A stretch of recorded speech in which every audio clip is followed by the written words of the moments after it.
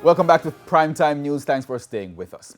In this week's edition of A Ray of Hope, the story of how a group of justices of the peace in St. Elizabeth joined hands to assist one of their own get back on her feet after her home was destroyed by fire.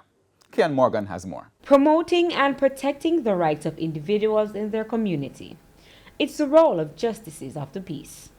However, these JPs from different communities in St. Elizabeth are going beyond the call of duty. This is St. Elizabeth, and this is what we do. We support each other when we have distress. The person in distress, one of their own.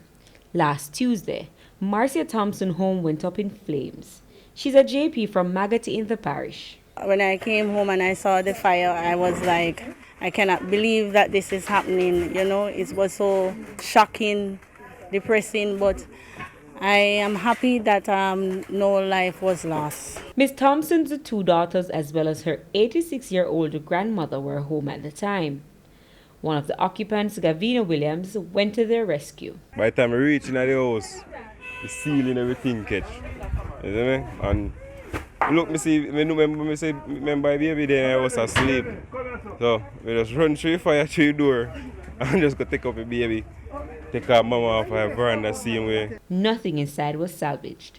News of the tragedy quickly spread, and within 3 days, over 20 JPs and members of the community teamed up to clear the rubble with the hopes of rebuilding. My heart is bursting this morning to look at the level of support and the gracious way and willingness that everybody joined in. We actually didn't have to do a lot of appeal, but people just joined in on the JP group or call others and just offered assistance. The volunteers also assisted in cash and the kind. And this is not the end of it, because the needs will continue, and I've encouraged my JPs and also members of the community not just to support today, but on an ongoing basis until JP Thompson is totally back on her feet. Ms. Thompson admits the timely support uplifted her mood.